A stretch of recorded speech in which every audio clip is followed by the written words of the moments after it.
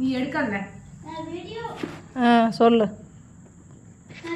ஏன்னா போலோ வராது. சவுந்தரமார் நீயும் சொல்கிற வராத உடம்பு இல்லாமல் உடம்பு கவனிக்கணும்ல. உடம்பு கவனிக்கணும். ஏன்னா ஆன்மா இருக்கிறது இந்த உடம்புல தான் இருக்குது. ஆமாம். இப்போ என்ன செய்கிறோம்? கத்திச்சாரம் பண்ணுறோம், நல்லது தவம் பண்ணுறோம், எல்லாம் பண்ணுறோம். ஆனால் நம்ம உண்ற உணவு எப்படி இருக்குது?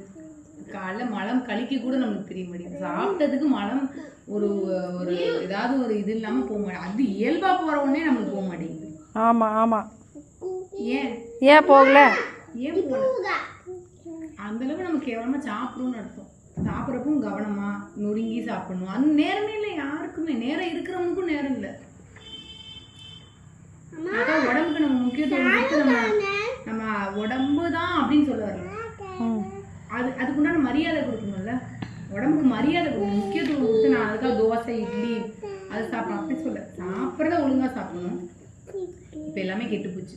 எல்லாமே கெட்டு போச்சு. உணவு தான் கெட்டு போச்சு. உணவெல்லாம் மருந்து அடிச்சாச்சுன்னு ஒன்று வேறு சித்த வைத்தியரை நம்ம ஊரில் என்னதான் போனால் நீ ஆஸ்பத்திரி கடைசியாக போவே மாட்டேன். ஏன் ஆஸ்பத்திரி போகும்போது அந்த அறிவு எனக்கு சன்மார்க்கெல்லாம் அடுத்த அப்போ ஆஸ்பத்திரிக்கு போகாமல் உடம்பு பார்த்துக்கணும். அதுதான் முக்கியமான அறிவு. அந்த அறிவு எந்த ஸ்கூலில் சொல்லி தராங்க?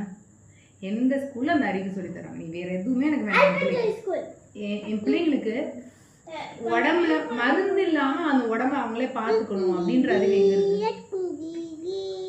கடைசியில போய் சம்பாதிப்பாங்க. சரி பார்த்துக்கலாம், சரி போகட்டும், ஸ்கூலுக்கு போகட்டும், பிரச்சனை இல்லை. நம்ம வீட்டில் சொல்லலாம் இந்த மாத்திரை மருந்து வேணாம் அதெல்லாம் சொல்லி கொடுக்கலாம்.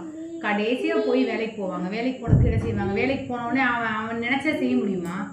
திருப்பி வேலைக்கு போகணும், கல்யாணம் பண்ணிக்கணும். அது ஒரு ஒரு கமிட்மெண்ட்டாக போகும். ஒரு வீடு வாங்க, கல்யாணம் பண்ணி காட்டாலுமே ஒரு பைக் வாங்கலாம் 1 லட்ச ரூபா 2 லட்ச ரூபா.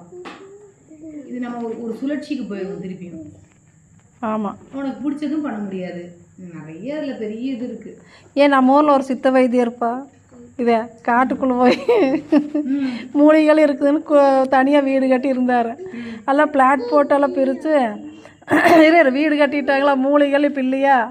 இப்போ எல்லா பக்கம் இந்த தோட்டத்தில் போயெல்லாம் பொறிச்சிட்டு வரல, நல்லா மருந்து அடிக்கிறாங்களே. இப்போ அவர் என்ன சொல்கிறாருன்னா, இந்த சித்த வைத்திய மருந்தும் கேட்காத, ஏன்னா அந்த இலத்தலை பொருளில் மருந்து அடித்து வருது. பொல்யூஷனில் அந்த அந்த மேலே அந்த இலைகள் மேலையெல்லாம் அந்த படிஞ்சு சரியா. நல்லா எது மூலிகையும் கூட இன்னும் சித்த வைத்தியம் கூட இன்னும் ஒரிஜினல் கிடையாது.